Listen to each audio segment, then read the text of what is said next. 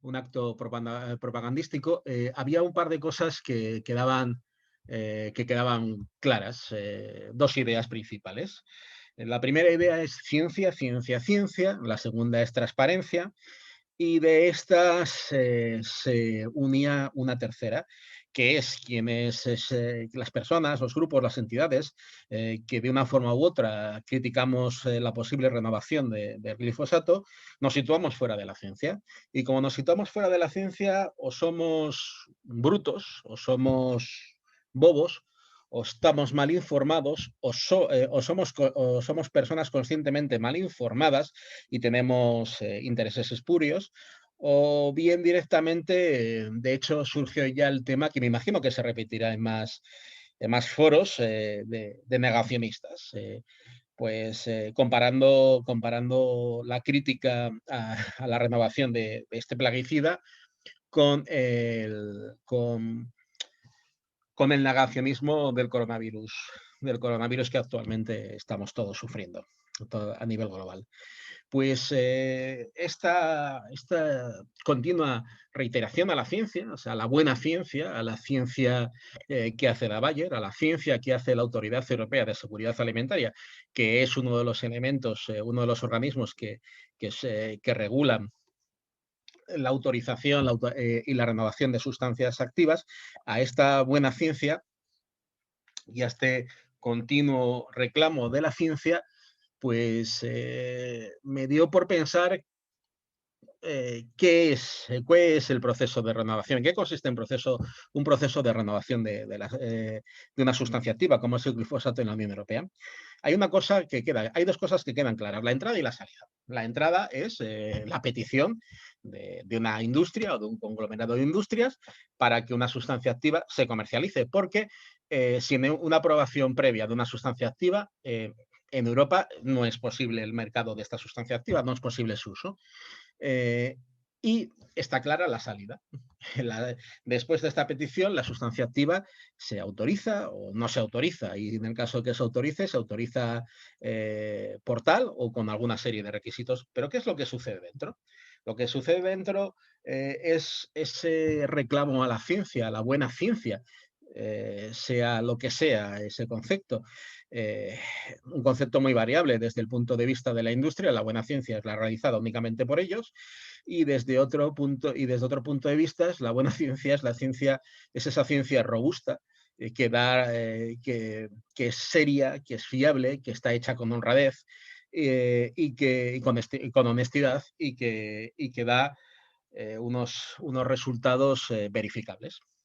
Bueno, pues a este reclamo de la ciencia, eh, que no se sabe muy bien lo que sucede dentro de esta caja, de esta caja de la autorización de renovación de una sustancia, se opone la idea de que quizá no sea tan ciencia, no, el procedimiento no sea tan científico y se asemeje a algo, a otra cosa.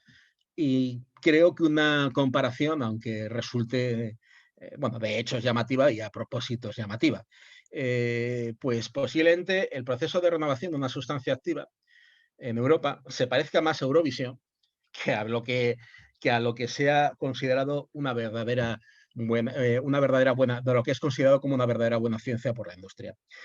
¿Por qué hago esta comparación con Eurovisión? Porque realmente tiene una serie de elementos bastante comunes.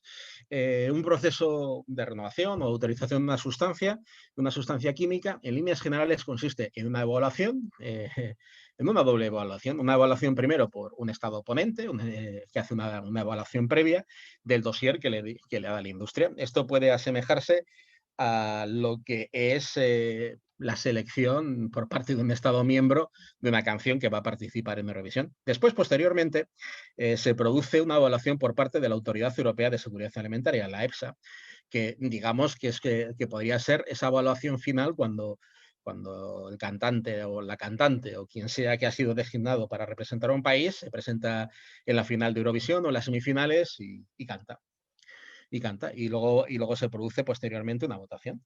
Sí, porque lo que se obvia con este reclamo continuo a la ciencia, se obvia que un proceso de renovación de una sustancia activa y un proceso de autorización de una sustancia activa, de un plaguicida, como de cualquier otra sustancia química en la Unión Europea, es un proceso legal. Es así, es así de sencillo, es un proceso legal que tiene un procedimiento legal claro y que finalmente, cuando lo que se produce es una autorización de una determinada sustancia química, lo que se permite es la liberación de esa sustancia química al medio ambiente y una exposición a la ciudadanía. Con lo cual, más allá de ser un proceso meramente científico, es un proceso que también hace uso claramente de otras ciencias que parece que lo que es la industria pues no considera o desprecia, como puede ser la sociología, las humanidades o en este caso principalmente también pues lo que son las ciencias jurídicas. Pues bueno, pues esta hay una serie de conceptos claves que antes de narrar lo que pasó con la última renovación del glifosato e intentar compararlo un poquito a Eurovisión, eh, es necesario comprender. Bueno, el reglamento que regula las autorizaciones y renovaciones de productos fitosanitarios en la Unión Europea, el reglamento 1107 del año 2009, eh, tiene una doble estructura. Por una parte, hace mención a una evaluación de peligro, es decir, hay una serie de sustancias activas, de plaguicidas, que si son consideradas cancerígenas, tóxicas a la reproducción o mutagénicas, o por ejemplo también disruptores endocrinos, pues no pueden ponerse a la venta. Ya de por sí, ya solamente con una clasificación en el caso de las sustancias CMR, es decir, o cancerígenas, o mutágenas, o tóxicas para la reproducción, si tiene una clasificación 1A o 1B, es decir, que son probables cancerígenos con determinado nivel de prueba, las 1A con pruebas en humanos, hay muy pocas, porque está como mal visto experimentar en seres humanos.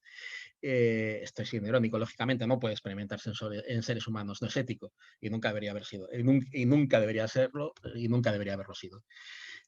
O uno ve que hay pruebas de ese riesgo cancerígeno en animales, pruebas suficientes. Bueno, pues este tipo de sustancias no pueden comercializarse. O sea, el proceso de evaluación queda nulo. Directamente no puede proseguirse el proceso de anulación y esas sustancias quedan fuera del mercado. Pero las sustancias que no tienen estas características, que no son sustancias CMR 1A, 1B o 1B o que no son consideradas disruptores endocrinos, pues pasan a lo que es un proceso de evaluación del riesgo. La diferencia entre peligro y riesgo es complicado porque en castellano, en español, básicamente son sinónimos, pero a nivel legal no lo son. Bueno, básicamente un peligro es una incertidumbre que no puede determinarse indeterminada, mientras que el riesgo es una incertidumbre, en este caso, pues una situación de peligro, de riesgo que sí puede determinarse. La Unión Europea gráficamente describe la diferencia entre riesgo y peligro y no es una broma, es así. Pues directamente pone peligro pues un león suelto en la sabana, mientras que el riesgo es un león encerrado en una jaula. Pues bueno, pues el león encerrado en una jaula parece que no va a producir ningún tipo de riesgo a la población. Pues directamente esta comparación grosera dispone que una sustancia química, su riesgo puede ser encerrado en una jaula y no puede tener consecuencias para la población. Esto, a priori, la idea es bastante absurda.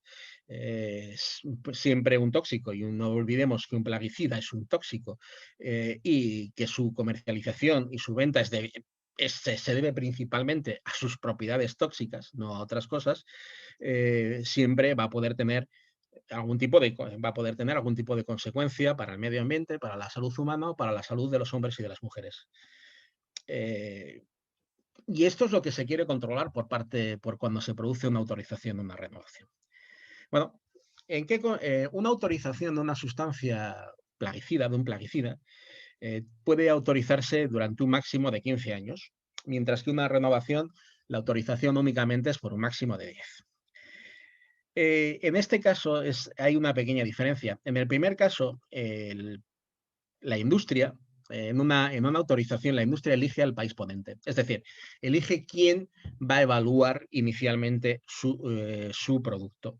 Mientras que una renovación es la Comisión Europea la quien elige el país que va a evaluar esa nueva renovación del producto químico. Habitualmente lo que sucede es que las industrias solamente suelen escoger inicialmente aquellos países más amigables para el proceso evaluador. Así, por ejemplo, y en lo que es en el caso de la renovación, aunque elige la Comisión Europea, habitualmente siempre la Comisión Europea, tradicionalmente, ha venido eligiendo los mismos países que habían hecho la evaluación inicial. Así, de esta forma, por ejemplo, España siempre era el país ponente en la evaluación y renovación, por ejemplo, del cloropifos, que fue el insecticida más vendido en España durante muchos años y que fue prohibido en diciembre del año 2019, un insecticida neurotóxico, mientras que en el caso del glifosato era Alemania quien fue el Estado ponente, quien realizó la evaluación inicial de la autorización del glifosato y quien se encargó de la renovación de este producto eh, eh, aproximadamente a partir de 2015, o antes, un poquito antes de 2015. Entonces, ya vemos inicialmente que esta ciencia queda sesgada por la industria. La industria, en cierto sentido, escoge quién le va a evaluar. Bueno, pues esta doble evaluación con esta similitud que puede tener a la doble selección de la canción ganadora de Eurovisión, tiene la idea de fortaleza, de un proceso robusto, de un proceso basado en la ciencia, pero realmente al final es una ficción. El proceso es endeble, el proceso tiene lagunas, el proceso es poco democrático porque la participación de la sociedad es mínima, y porque finalmente el proceso goza de ciertos privilegios para la industria que impiden el escrutinio de la sociedad, impiden el escrutinio de los organismos científicos independientes. Por ejemplo, la mayoría de los estudios con los que se evaluó el glifosato, de los estudios realizados por la industria, estudios que son privilegiados por encima de los estudios realizados por instituciones independientes y por universidades, estos estudios son confidenciales o eran confidenciales. Entonces no podían ser evaluados y confrontados por este tipo de organismos independientes. Entonces vemos endebleces, vemos debilidades en la evaluación, en la autorización y en la renovación del glifosato. Pero bueno, quizá lo primero, y debería haber empezado primero, es decir, ¿qué es el glifosato? El glifosato es un herbicida. Y el glifosato y son palabras textuales de la industria, la estrella rock de los fitosanitarios, la estrella rock de los plaguicidas, la sustancia de 2.000 millones. Es el herbicida más vendido a nivel global. En los últimos años ha producido un aumento desmesurado de su comercialización. Y también es otras muchas cosas. Por ejemplo, es una cosa que también no suele decir la industria, es una sustancia que se desarrolló inicialmente como fármaco, no tuvo éxito y se vendió como desatascador. No tuvo éxito o tuvo un éxito escaso y de repente a alguien de la industria se le ocurrió la brillante idea de que podía ser un maravilloso herbicida. Y empezó a comercializarse como herbicida. Ya estamos como herbicida. Y desde el inicio de su comercialización ya estuvo sujeto a la controversia, a la duda, a la polémica. No, esta polémica que viene dada en los últimos años sobre su carácter cancerígeno no es nueva. De hecho, en la primera evaluación que sufrió el glifosato por medio de la EPA estadounidense, de la Agencia de Protección Ambiental de los Estados Unidos, se le clasificó como cancerígeno. Para el muy poco tiempo, revertir esa clasificación y considerársele totalmente inocuo, una sustancia inocua. ¿Por qué? Se lo considera una sustancia inocua porque el glifosato actúa inhibiendo la acción de una determinada enzima que produce la síntesis de 3 aminoácidos en vegetales sin bacterias, pero que no tiene, pero no afecta a la producción, a la síntesis de aminoácidos en animales, en animales como son los seres, como somos nosotros los seres humanos. Entonces, bajo esta hipotética inocuidad, el glifosato, una vez que perdió la clasificación de cancerígeno, fue esto muy momentáneo, empezó a tener un grandísimo éxito, porque principalmente la gran ventaja era supuestamente su iniquidad. Se ha vendido durante muchos años sin ningún tipo de pictograma de peligro y con unos mensajes, de tranquilidad. Se puede utilizar en grandes cantidades, sin grandes precauciones, sin grandes precauciones. Pero el verdadero éxito del glifosato fue cuando la Monsanto, quien tuvo la patente ya se ha perdido hace años, quien era el detentador, la empresa detentadora de la patente, descubrió, entre comillas, lo que eran los organismos, los vegetales resistentes al glifosato. Los organismos modificados genéticamente con aproximadamente datos distintos entre el 60 y el 80%. Dicen que los organismos modificados genéticamente, la única ventaja que tienen es que son resistentes a la acción de un determinado plaguicida. En este caso, estábamos hablando de la resistencia al glifosato. La Monsanto en esto no mentía, mientras que su producto estrella, del glifosato, se llama Roundup. Las semillas tratadas para resistir al glifosato se llaman Roundup Ready, preparados para el Roundup. Pues bueno, inicialmente el glifosato se vendió en estos momentos, en ese momento se vendió diciendo que iba a reducirse las cantidades en uso porque podía utilizarse de manera controlada. Nada más lejos de la verdad. Desde aquel momento el aumento del consumo de glifosato no dejó de subir, no ha dejado de subir.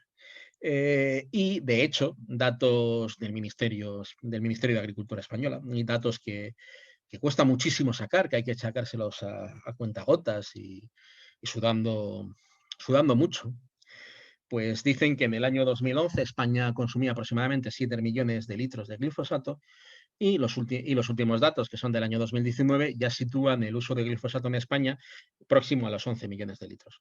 Es decir, ha habido un aumento del 40% del uso de glifosato, sin que esto haya supuesto ni mucho menos un aumento del 40% de la superficie agraria o de parques y jardines donde se utiliza el glifosato. ¿Esto qué quiere decir? Que casi con toda seguridad el glifosato en España, al menos en España, y casi este dato puede ser expandido o extendido a la mayoría de los países europeos y no europeos, se utiliza muy fuera de aquello que se llama las buenas prácticas agrícolas, que marcan los requisitos de utilización de un determinado fitosanitario, de un determinado plaguicida. Nuevamente, y es muy curioso, estas buenas prácticas agrícolas son impuestas por la industria, que dice cómo debe utilizarse el producto y esto pasa a ser norma legal, pasa a ser uno de los requisitos de uso de los productos fitosanitarios. Bueno, hay una segunda parte que tiene Eurovisión, que es la parte de las votaciones. Y aunque parezca curioso, un proceso de autorización o de renovación de una sustancia activa en la Unión Europea pues pasa por un proceso de votación. Con lo cual, nuevamente nos volvemos a alejar de la ciencia, de cualquier tipo de ciencia, porque al final se vota. Se vota. Y es más, es un proceso de votación complicado porque se tiene que alcanzar el 55% de los votos de los Estados miembros, uno por cada Estado miembro, y que representa al menos del 65% de la población europea. Pues bueno, pues se inició este procedimiento de votación, que voy a tener que leer porque es bastante complicado. Bueno, porque se pusieron muchas votaciones distintas que hacían mención a un estado inconcreto del proceso de renovación y del estado social sobre la autorización del glifosato. Bueno, pues esto sucede en este contexto. En el año 2015, la Unión Europea estaba tratando la renovación del glifosato. Y en marzo del año 2015 ya iba con retraso, ya se había producido una prórroga. En el marzo de 2015 estalla la bomba nuclear. La Agencia Internacional del Cáncer declara el glifosato como cancerígeno 2A. La clasificación de cancerígeno 2A equivale prácticamente, dato por dato, a la clasificación 1B de la Unión Europea, de cancerígeno de la Unión Europea. Es decir, si se hacía ese trasvase de la clasificación de la Agencia Internacional de Cáncer a la legislación europea, el glifosato debía clasificarse como cancerígeno 1B, es decir, probable cancerígeno en humanos con suficientes pruebas en animales, y el proceso de renovación debería haber acabado directamente por evaluación de peligro, por este dispositivo de corte que tiene la reglamentación europea, no podía haber pasado a renovarse. Bueno, pues en este caso se produjo una especie de fenómeno de alineación astral, alineación y alineación astral. Bueno, con una rapidez próxima a que con la que el atleta jamaicano Usain Bolt batió los récords mundiales de 100 metros lisos, distintos tipos de agencias reguladoras, la canadiense, la estadounidense, la europea, en este caso la Autoridad Europea de Seguridad Alimentaria, la EFSA, se pronunciaron en un tiempo brevísimo, en un periodo de 2 años, que para este tipo de procesos regulatorios es nada. Pensemos que un proceso de autorización, respetando todos los plazos y sin prorrogarse, puede llegar a más de 1.400 días, a casi 4 años. Pues en un lapsus de 2 años, se pronunciaron en contra del dictamen de la Agencia Internacional del Cáncer y dictaminaron que no era cancerígeno, y el glifosato no era cancerígeno, que seguía siendo inocuo. Pues bueno, que seguía siendo inocuo. Y así vemos cómo se empieza a proceder todos los cambios y todas las votaciones. Así vemos que en abril del 2015, solamente un mes después del pronunciamiento de la Agencia Internacional del Cáncer, la Comisión Europea pide a la EFSA que examine el dictamen de esta agencia dependiente de la Organización Mundial de la Salud y la tenga en cuenta. En noviembre, solamente 5 meses después, la EFSA niega que sea cancerígena. De nuevo, aquí tenemos un nuevo récord mundial de velocidad. Bueno, el 17 de marzo de 2016, se inicia ya el proceso de votaciones.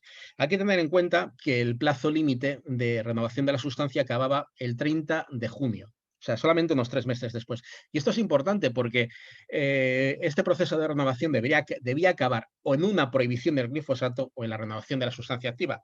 No podía quedar en un limbo de los justos. El limbo de los justos significaría que o el limbo de los injustos significaría que el producto no podía ser autorizado, pero casi con toda seguridad Monsanto, en la actualidad la Bayer Monsanto, podría pedir indemnizaciones económicas muy grandes por lo que se llama lucro cesante, por esa posibilidad de pérdida de beneficios que podía tener la retirada del glifosato sin un pronunciamiento legal.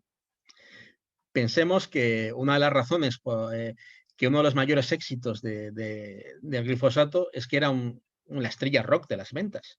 La estrella rock de las ventas, de hecho, distinto tipo de papeles, de estudios que yo he visto, sitúan los beneficios de la Monsanto solamente derivados de la venta del glifosato entre el 40 y el 60% de sus beneficios totales.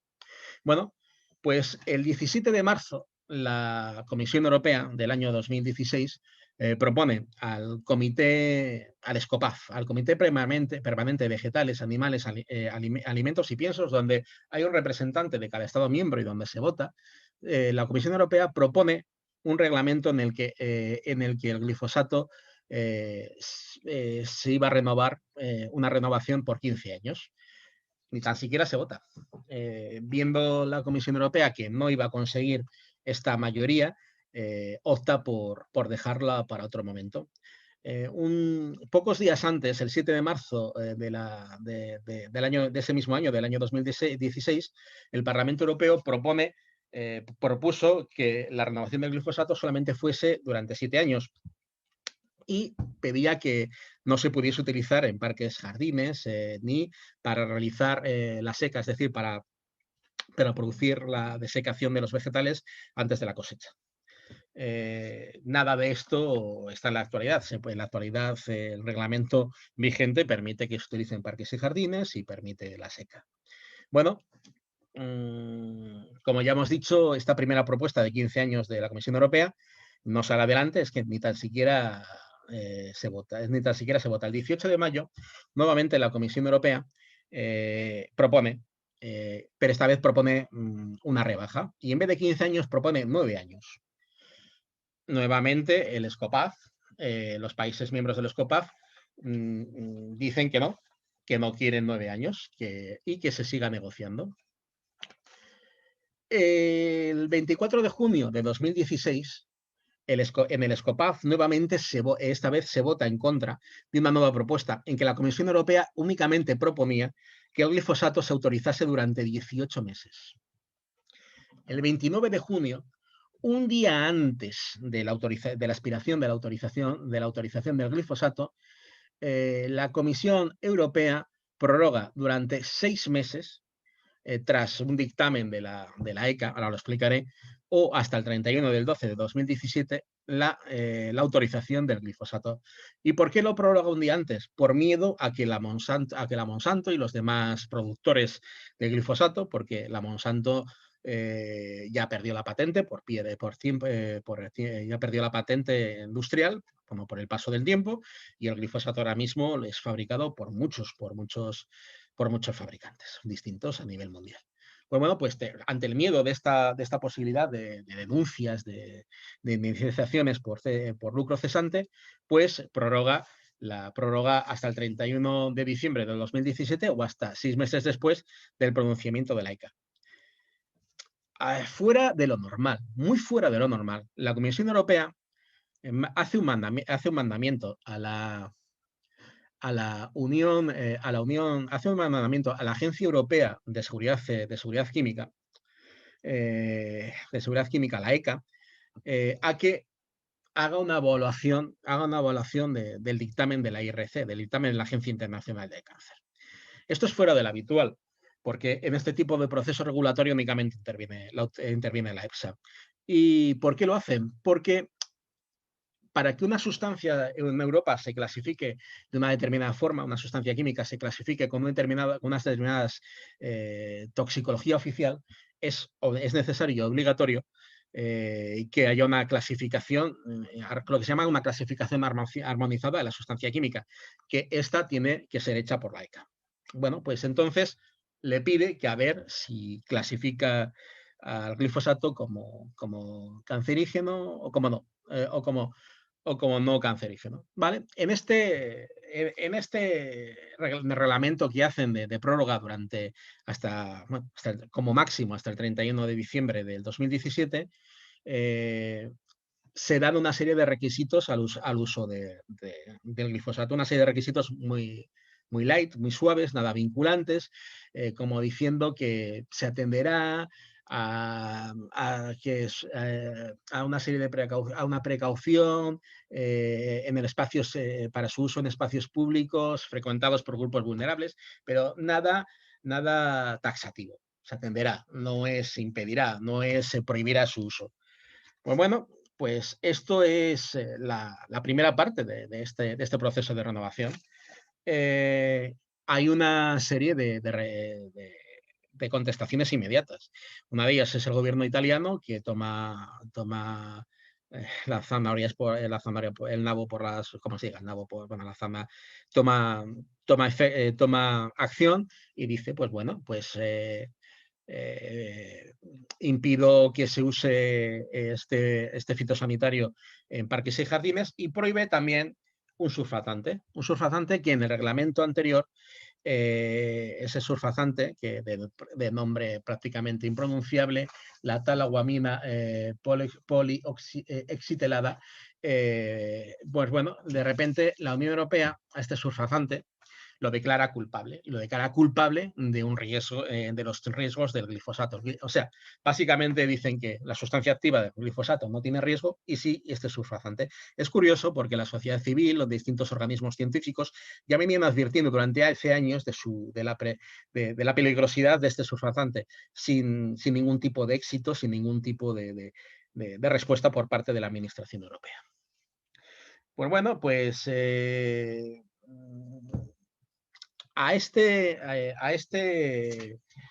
cuando la ECA hace su dictamen, se vuelve a la maquinaria del voto y a la maquinaria de las propuestas. Así, cuando la ECA hace su dictamen el 15 de marzo del 2017, que básicamente lo que dice es que el glifosato prácticamente es inocuo, no es cancerígeno, ni mutágeno, ni tóxico para la reproducción, se inicia de nuevo el proceso, la maquinaria de las votaciones, la maquinaria eurovisiva del voto, con una fecha límite nuevamente, el 15 de diciembre del 2017. Antes del 15 de diciembre del 2017 debía estar terminada el proceso de renovación. Bueno, y la Comisión Europea empieza a la baja. En vez de pedir una autorización durante 15 años, la pide solamente, dice que su propuesta es de 10. Y dice que no la propone durante 15 años porque hay una continua producción científica referente al glifosato y que entonces que se debe, que esta creciente información hace necesario que se reduzca el periodo de autorización. Bueno, entonces la Unión Europea finalmente antes de llegar al reglamento actual que renovó el glifosato durante 5 años, hizo 4 propuestas. La propuesta 0, la 1, la 2 y la 3. En cada una propuesta iba matizando y sobre todo iba reduciendo el número de años que se permitía la autorización del glifosato. La propuesta 0 y 1, la propuesta de la Unión Europea era de 10 años, no se llegó a ningún tipo de consenso, es que ni se votó. La propuesta número 2 pasa de 10 años a 7, viendo que no había consenso. En la misma reunión, la Comisión Europea han dado una propuesta no de 7, sino de 3 años de renovación, sigue sin haber consenso. Y se hace la propuesta 3. La propuesta 3, que es la que finalmente se ve aprobada, que es una propuesta por 5 años. Es muy curioso porque esta propuesta no fue aprobada inicialmente, es más, fue rechazada. Y ante este voto negativo, la Comisión Europea acudió al comité de apelación, como en el fútbol. En este comité de apelación, finalmente, y de forma milagrosa y muy curiosa, se consiguió esa mayoría cualificada. Esa mayoría cualificada del 55% de los Estados miembros que representasen al 65% de la Unión Europea, de la población de la Unión Europea. Y esta mayoría cualificada se produjo y se consiguió gracias a algo que podía llamarse traición. En este caso ya nos salimos de Eurovisión o no, o sea, un voto traicionero. El delegado alemán votó a favor de la renovación del glifosato, supuestamente en contra de la opinión del gobierno alemán. Esto que sorprende mucho y parece cuando menos curiosísimo, es lo que se produjo, pero aunque el gobierno alemán dijo que su delegado había votado lo que él había querido y no la intención del gobierno alemán, la renovación siguió adelante y se produjo se produjo la actual durante 5 años. Básicamente, aquí lo que estamos viendo, lo que se está viendo, que el proceso de renovación es un proceso que que puede tener una base en la ciencia, pero que en la ciencia, como todos nos podemos imaginar, una ciencia de bata blanca, una ciencia de laboratorio.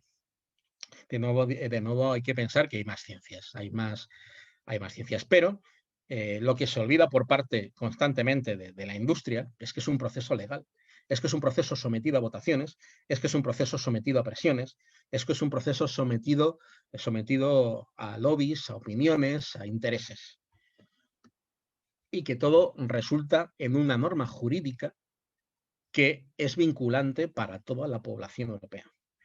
Las consecuencias, si las hubiere, de esta exposición a esta sustancia química, a esta sustancia química en concreto, al glifosato, las consecuencias serán pagadas por toda la sociedad en su conjunto, mientras que los beneficios serán repartidos entre los accionistas de las sociedades y de las empresas que venden y comercializan este producto fitosanitario.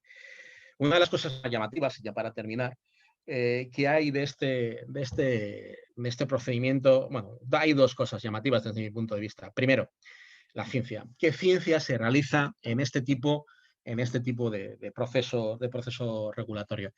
No es la ciencia que he descrito antes, la ciencia de la bata blanca, la ciencia que nos podemos imaginar del científico o de la científica, del hombre o la mujer investigador o investigadora, que desde el laboratorio y con medios o escasos medios hace avances en lo que es el desarrollo científico. No es así. La EFSA, ni la EFSA ni la ECA tienen presupuesto para hacer este tipo de ensayos, ni nunca se ha pretendido que hagan este tipo de ensayos. Estos ensayos son realizados por la industria. Son realizados por la industria o son previamente realizados por instituciones públicas y privadas. Lo que hace la EFSA es el conjunto de señores principalmente, también hay mujeres, pero básicamente suelen ser siempre más señores que mujeres, hacen lo que hacen es dictaminar qué es ciencia buena y qué es ciencia mala, y de esa parte retirar el grano de la paja y dar de esta forma finalmente dar su dictamen. Esto es lo que se llama ciencia regulatoria, desde el punto de vista de la filosofía de la ciencia. No es ciencia al uso, es una ciencia en la que principalmente lo que se evalúa lo que principalmente se hace es evaluar estudios científicos previos con una finalidad regulatoria. Otra de las diferencias es qué es lo que pasa, cómo es posible que organismos como la IRC y la EFSA tengan dictámenes tan dispares, en el que un organismo como la IRC dice que el glifosato es cancerígeno y otro niega que lo sea. Bueno, básicamente hay muchas diferencias, pero básicamente hay dos. Primero, la Agencia Internacional del Cáncer únicamente trabaja con estudios verificables, con estudios contrastables, con estudios que han sido publicados.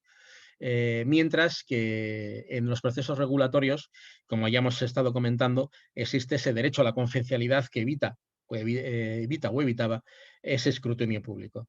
Otras de las diferencias es que mientras que los estudios de la Unión Europea se realizan con la sustancia activa, pero solamente con la sustancia activa, pero solo con aquello que la industria dice que es una sustancia activa, los estudios de la Agencia Internacional del Cáncer se realizan con todo el producto fitosanitario. Y un último apunte.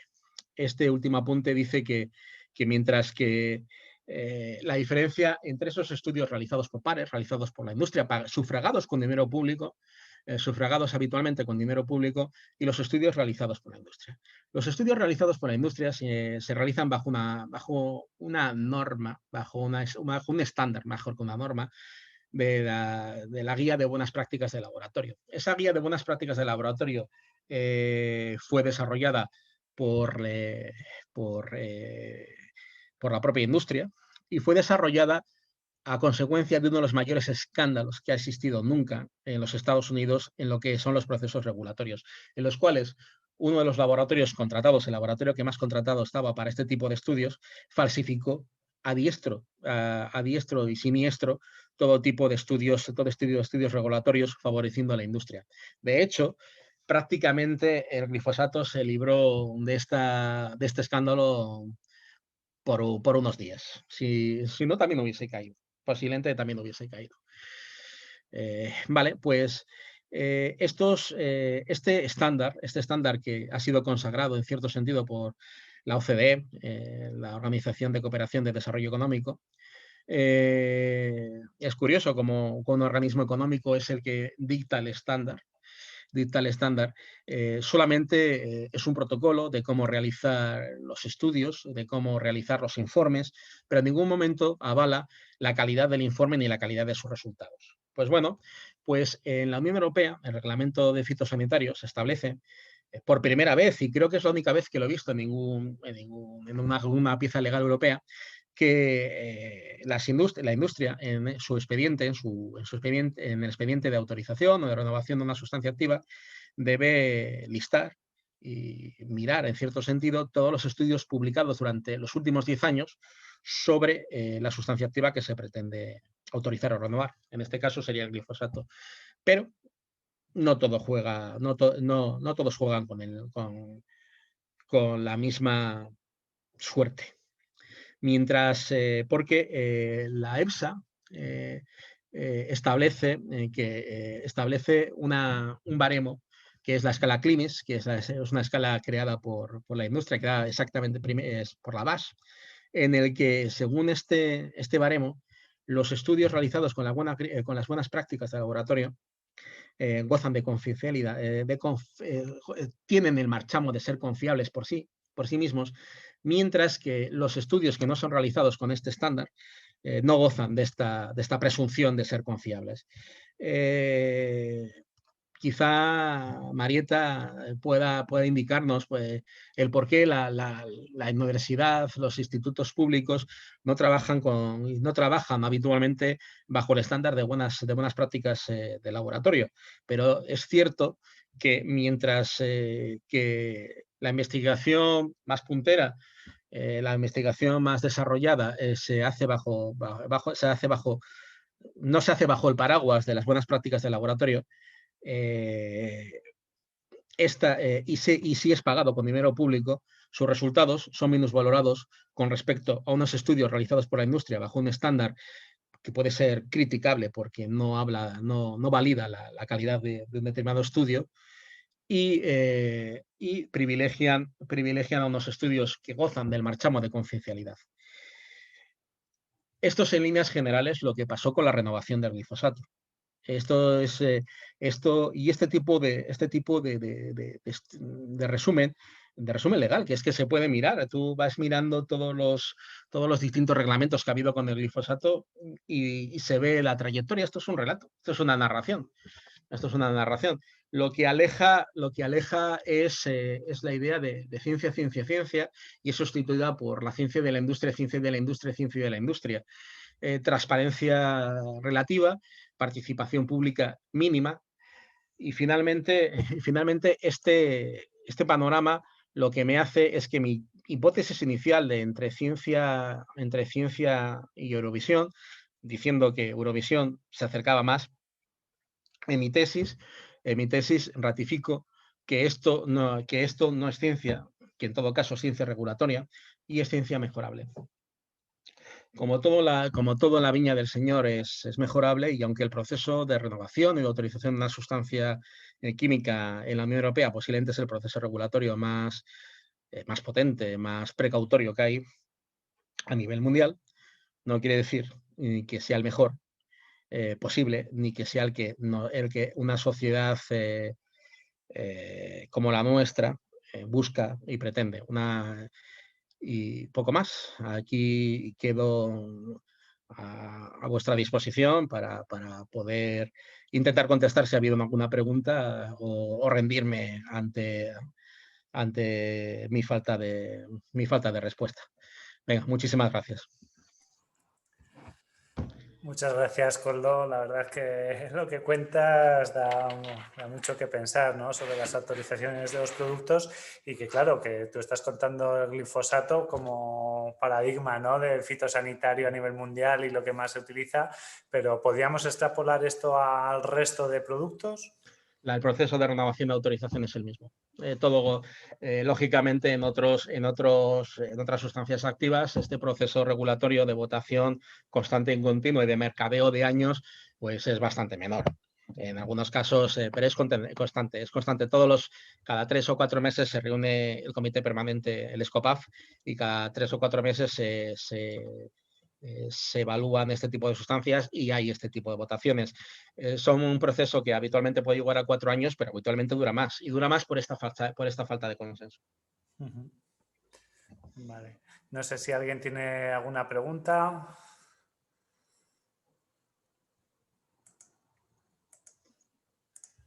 No parece que comenten. Claro, también es muy...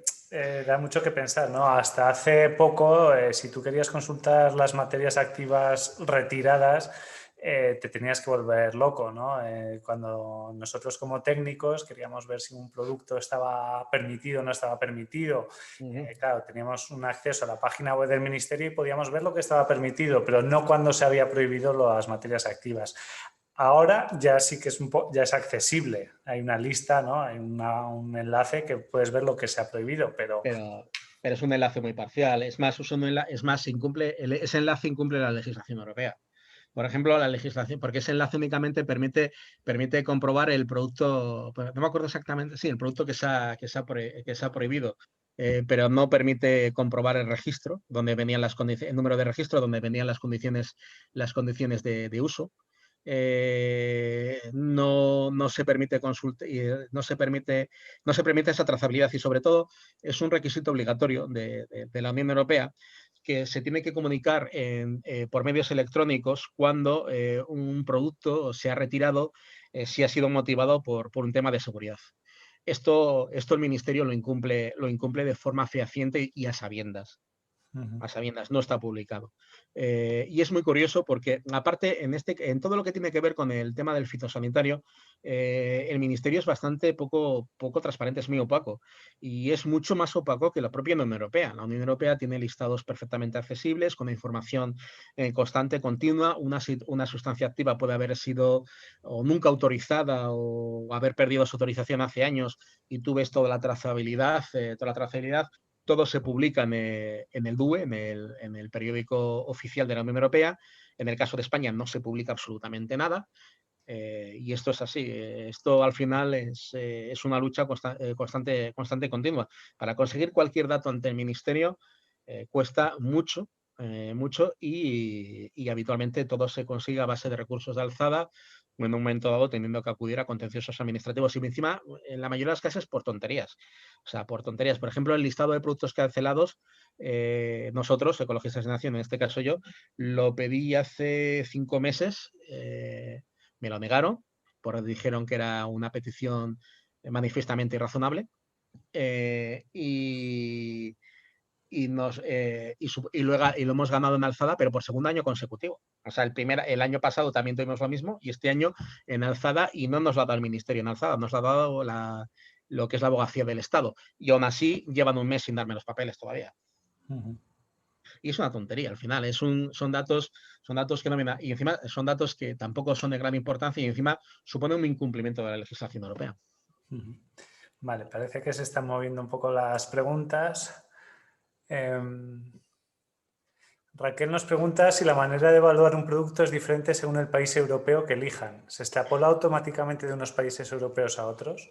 En principio el proceso de autorización es exactamente el mismo.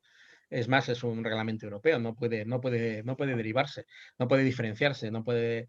El problema que hay, es decir, es que se juega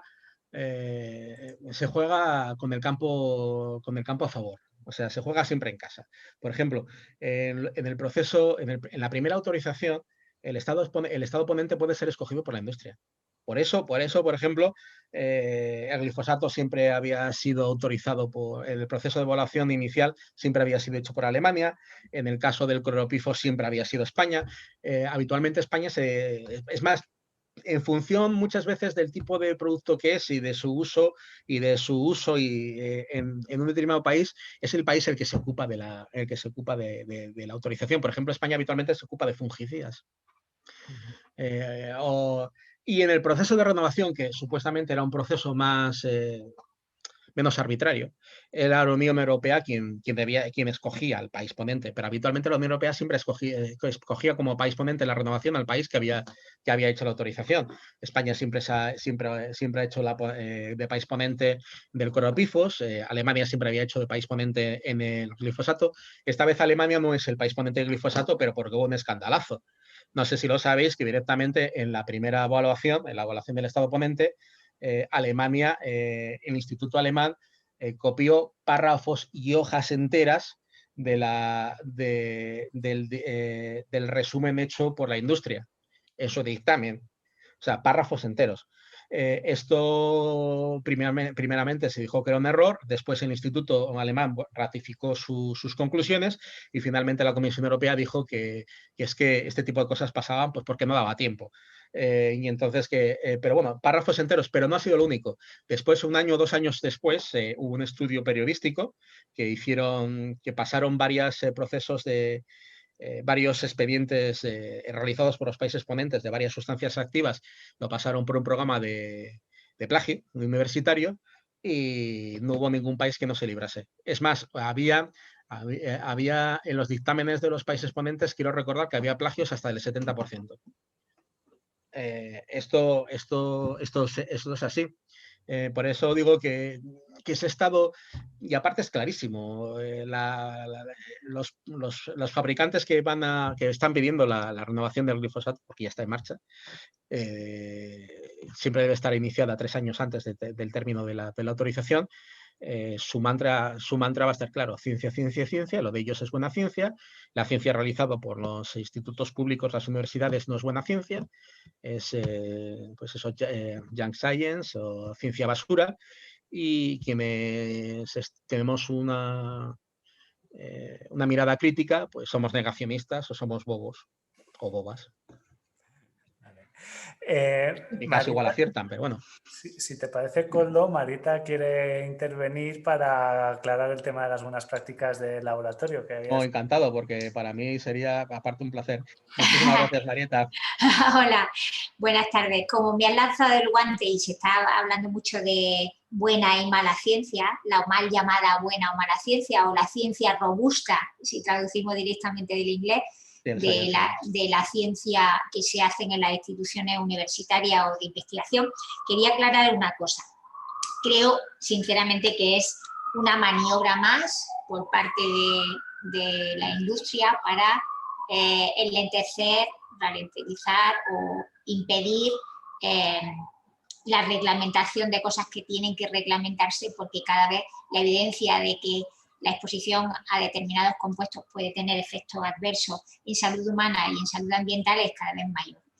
¿Qué consiste o cuál es la diferencia, para explicarla de una manera sencilla, entre lo que ellos consideran útil a la hora de argumentar y lo que no consideran útil? Es si el ensayo se ha hecho según la buena práctica del laboratorio, requiere que el laboratorio tenga un diseño, un espacio y unas condiciones determinadas que tienen que planificarse muy a priori, y que eso solo permite hacerse pues, en instalaciones de la industria, porque el laboratorio tiene que tener una orientación, una cantidad de metros, tiene que ordenarse las pollatas de determinada manera. Solo se pueden utilizar los instrumentos que están designados para ello. Básicamente, para que lo entendáis, es como si tuviéramos que seguir normas ISO súper estrictas absolutamente todas las instituciones. Solo pueden trabajar en esos laboratorios personal acreditado para ellos, con una formación determinada, y todo lo que no se haga bajo ese reglamento estricto no es considerado buena o información de buena práctica de laboratorio. ¿Cómo se trabaja en la universidad? Bueno, como lo has comentado tú antes, ¿cómo trabajamos nosotros? Nosotros pedimos un proyecto de subvención pública, de dinero público, y tenemos que justificar todo lo que nos gastamos, y todo lo que hagamos es publicable y es reproducible. Es decir, tú tienes que dar la receta de qué has hecho, cómo lo has medido, reactivos has utilizado, cuánto has pesado, es decir, toda la receta del proceso para que otro laboratorio que quiera reproducir lo que yo he hecho con una población diferente pueda hacerlo. Y así es como funciona la ciencia de instituciones que nos dedicamos a hacer ciencia, pero que no seguimos esa reglamentación, porque lógicamente ¿quién hace la ciencia? Pues el alumno que termina su carrera, quiere hacer una tesis doctoral y está durante un tiempo en el laboratorio, lamentablemente se tiene que ir porque no se puede quedar. No el técnico que ha pasado una acreditación X que permite mantenerse, es decir, tenemos que utilizar los recursos que tenemos, que eso no significa que sean malos, eso no significa que sean malos. Y aparte, es muy difícil hacer ciencia con buenas prácticas de laboratorio en ciencia clínica, en ciencia epidemiológica. Es decir, cuando cogemos una ciencia hecha con animales de experimentación es mucho más fácil, porque tú puedes pesar el animal, puedes tener el número determinado de animales, eso no se le puede hacer a un conjunto de personas que pasan por tu laboratorio de manera voluntaria o que obtiene el consentimiento informado de gente que va al hospital. Es decir, es prácticamente imposible, aunque lo estamos intentando de manera colegiada en el mundo, acercarnos cada vez más a lo que ellos exigen para considerar nuestros datos, no al contrario. No sé si me he explicado bien. No, clarísimamente, aparte me ha quedado claro. También una única cosa, es que es irónico porque las guías de buenas prácticas de laboratorio fueron una respuesta de la industria a uno de los mayores escándalos de fraude que ha habido nunca. Y supuestamente su fundamento es que son robustos, es que son infalsificables, que no son susceptibles al fraude. Pues bueno, el año pasado salió un reportaje en Alemania diciendo que uno de los laboratorios punteros en buenas prácticas de laboratorio había estado falsificando sus resultados. No eran todos, eran en varios, y era el instituto que había hecho los estudios del glifosato. No estaban implicados los estudios del glifosato, pero como en cualquier proceso humano es susceptible de una mala praxis. Entonces, quiero decir que si este tipo de buenas prácticas alejan a la ciencia puntera de este tipo de investigación y lo descartan o minusvaloran por estos procesos regulatorios, si encima pueden llegar a ser fraudulentos, no se sustentan en nada. Hay un detalle más que nos diferencia radicalmente, y es que cuando nosotros publicamos una investigación, nosotros lo mandamos en una revista científica y tenemos una cosa que se llama evaluación por pares. Es decir, expertos en el tema de manera anónima, de que desconocemos quiénes son, revisan, analizan y preguntan todas las dudas que tienen sobre ese trabajo. Y solo después de pasar esa evaluación por pares, que nosotros llamamos el peer review, que no significa que hayan 2, puede haber hasta 4 personas que continuamente te preguntan y a los que les tienes que contestar, solo después de eso es cuando se aprueba o no un artículo científico. Esa revisión externa por expertos en el tema, desconocidos, porque no tenemos nombre, con lo cual no hay menos posibilidad de manipulación, eso no creo que se haga en esa práctica de buena, ¿cómo se llama?, el laboratorio, ¿no? Bueno, sí, bueno, es imposible porque si encima son datos que no son publicables y que no gozan de confidencialidad. Es más, es muy curioso que en el proceso del glifosato hayan podido gozar de confidencialidad cuando ¿qué confidencialidad existe en una sustancia activa que ha perdido la patente por el paso de los años, que lleva más de 20 años en el mercado? ¿Dónde está la confidencialidad? Es que ahora mismo con las normas de confidencialidad se han relajado, se han abierto, se han hecho más público, pero siguen existiendo. Y no se sustenta nada.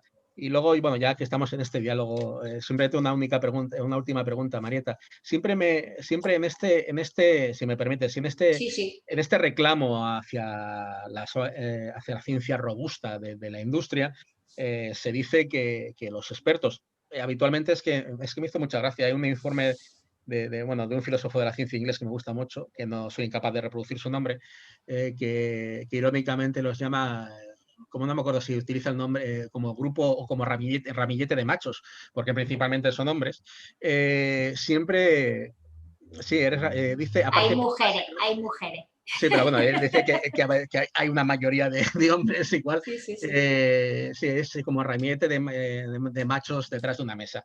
dice que, como claro, que esto se basan parte de todo el prestigio de esta ciencia regulatoria, está basado en el prestigio de este tipo de personas que hacen este proceso de evaluación. Yo presupongo, y esto simplemente es una elucubración mía, que no pueden ser los más punteros, porque si fuesen los más punteros estarían trabajando en laboratorios, no estarían haciendo esta labor. A Sí, ver, igual aquí soy especialmente crítico, irónico o malvado. no y sí, es decir, en toxicología regulatoria ahora mismo los paneles de la industria cuentan con gente con un background lo suficientemente amplio y grande como para presumir de ello. Lamentablemente no tengo datos, aunque algunos han salido a la luz pública, con un precio. Es decir, yo pongo mi conocimiento al servicio, pero soy asesor de esas industrias. Es decir, no puedo ser imparcial si soy asesor. Es decir, si llevo una parte económica en mi trabajo, el conflicto de interés existe, por mucho que yo diga que no. Entonces, lamentablemente hay personas que a pesar de tener un conocimiento muy amplio, pues en un momento dado pueden prestarse a determinada informes y eso sabemos que está ocurriendo, Eso sabemos que está ocurriendo. No digo que todos. El problema es que demostrar que esta sustancia tiene un efecto en salud humana no es un problema fácil y tener la respuesta convincente no la vamos a tener nunca, salvo que ocurran catástrofes, ¿no? Es algo que en la presentación lo voy a hacer, ¿no? Y que quisiera insistir. No podemos tener la seguridad total, sino que tenemos el suficiente convencimiento por los datos que tenemos como para asegurar que lo mejor es quitarlos del mercado. El problema es que no todo el mundo piensa en beneficios en salud, sino que piensan en beneficios económicos. ¿Quién lleva la razón y quién no lleva la razón? Pues depende del sitio donde estés. Nosotros estamos aquí porque estamos convencidos que no todo vale, no todo se paga y no todo el dinero puede justificarlo. Y aquí creo que estamos en un tema de ese tipo. Es decir, la ciencia no va a poder demostrar, como ellos pretenden decir que tenemos que demostrar, que el glifosato es un problema para la salud. Pero, sin embargo, hay datos lo suficientemente evidentes como para retirarlo del mercado. Y eso ha pasado, tenemos ejemplos anteriores, como para decir, como no hagamos esto, no, nosotros no lo vamos a ver, pero los que vienen detrás probablemente sí que lo van a saber. Y tenemos un problema. Ahora, a esta gente no le importa, le importan el hoy y el beneficio actual de lo que eso está produciendo.